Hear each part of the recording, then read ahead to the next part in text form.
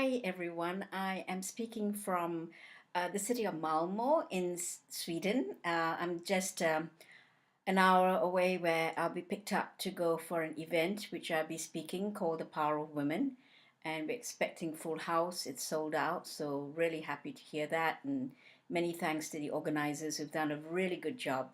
And months and months of preparation has come down to this. This one great event for the first time. It'll be in Sweden. This Power of Woman event is the first time, and we wish many more of these events to come. So as I'm sitting here waiting for my cab, I'm just having a little think about um, business, branding, relationships, partnerships, friendships.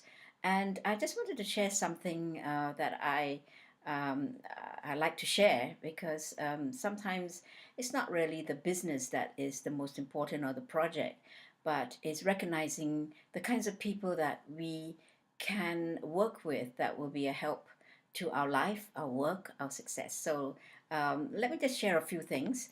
First of all, I was just thinking about my women friends this morning on a cold yet sunny Sweden, especially today is March 8th, which is International Women's Day. And I was just thinking we all need three types of friends. We will encounter them when we go to business, we will encounter them as we go through life. And the first one is the kind of friend that we call a confidant. It is someone who will talk to you directly and be honest and upfront with you. And we all need somebody whom we can talk to and be honest and open and able to say how things really are with us. Do you have a confidant friend like that? Because if you have, even if it's one, you have done really well. Now, there are people being around them is so comfortable that you can behave as if you were by yourself. That's the beauty of having a true confidant kind of friend. You can just relax in their presence and just put all the masks down and just be yourself. Yeah. And you're never tired of your confidant because you don't have to change your behavior in their presence. You don't have to put on some expectation and role in front of them because they'll accept and love you as you are. So confidants know you from inside out. That's something that I have found out in my life. The confidant's difference is that commitment is you, not to your cause. The confidant is in it because of you as a person and not because of the cause that you are promoting or joining. Um, so it's not transactional in that sense. You are the center of the gravitational pull, and you have confidant. You have to remember to feed your confidants because the confidant is not in it for money. They're not in it for prestige. They're not in it for recognition. They're not even in it for the title. They're in it because of you. And you start starving your confidence of your attention, they will wither up and die because their only attraction is you and not to the cause. Can you relate to that? Because I can. Now, the second category is your constituents. Your constituents are with you because of a cause. When we think of a mayor in his district, right? He has constituents because he upholds a cause, he advocates for a cause that will benefit them. So this can be seen in most work colleagues or in teams or in business relationships. Yeah, we are all in it for a mutual goal. So you both need each other because of the cause that you both are part of.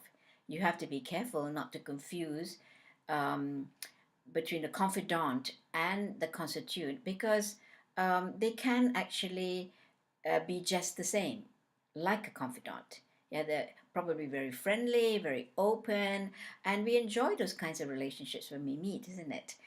We get, especially when there's chemistry, and I met some wonderful people that we share the same energy, the same chemistry, the same rapport, and that's a real important element in building relationships. If you have a rapport, you have the same values, you just click almost immediately. But basically, I think in the business sector, most of us are professionals and we know how to conduct ourselves in a friendly manner. So, constituents are walking right beside you, just like a confidant. Yeah, they talk the same language as a confidant, and they are there because of the cause, but not necessarily because of you. And when the project is over, the relationship will be over too. I got into trouble most times myself thinking constituents were confident. So it takes a little life experience to differentiate between the two and how it'll pan out in that sense. I have actually been very, very blessed and privileged to have constituents who have become confidants in time. Some of my clients have also become confidants, and we, are part of family, and that is really an honor and respect that is earned. But you have to wise up with setting boundaries between constituents and confidants, and be aware of the environment, of the context that you find yourself in, and give it itself time, give it a few tests to find out how far will this relationship go. So it is important to know why your constituents are with you.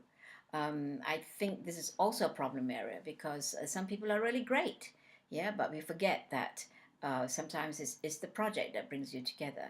So constituents are with you as long as you're getting them closer and closer to the mission.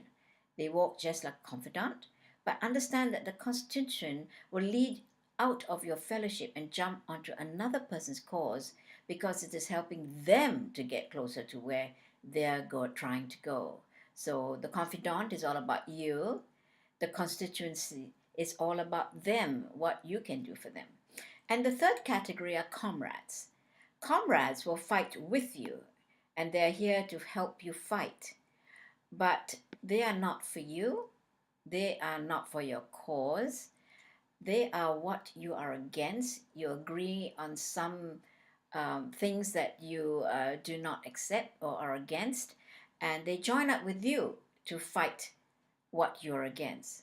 So when you're in a fight and somebody joins you in the fight, don't think they're your friend because they've joined you in the fight. It may not be that attraction to you that made them fight beside you. It may be their frustration against the enemy. So we can say a confidant is someone who's all about you. A constituent is all about them. And we can say that the comrade is all about the enemy. Yes, so we have to distinguish between the three. So it is tough in some life lessons, and we learned that. I think some of you may have gone through some of the similar relationships and got a sense of betrayal or a sense of getting used and abused, or on the good side, you built some fantastic long relationships, minus the business, minus all those transactional things. You have become really soulmates and good friends. And even yesterday, I was introduced to two wonderful guys, and it's lovely to see their camaraderie and confidants, and obviously they're there for each other. It's lovely to see that when you meet people who have gone beyond just a business transaction. So if your friend betrays you, but they've never been a friend in the first place, and perhaps the mistake is with you. You could not identify the context, or they were just along for the ride to help you fight against their common enemy, and will use what you have confided in them to destroy you. And we see that sadly in a lot of organizational politics. Yeah, a very gray area sometimes, because people are friendly, you make friends, you share your weakness, and suddenly it's been used against you. So, in conclusion, these three categories are divided by motives. The difference between the comrade, the constituent, and the confidant are motives, or is motives. Motives is the difference between each category. They do the same thing with you, but they do it for a different reason. There's nothing wrong with all three types because we need three types of friends in different situations, and we'll encounter and meet them at times of our lives. It is all about understanding which one are you with, and to be wise and to conduct yourself accordingly. So I hope this has been useful. I think it was something that I was also thinking, um, as I go along to my event, and how do we move from comrades to constituents to the ultimate relationship.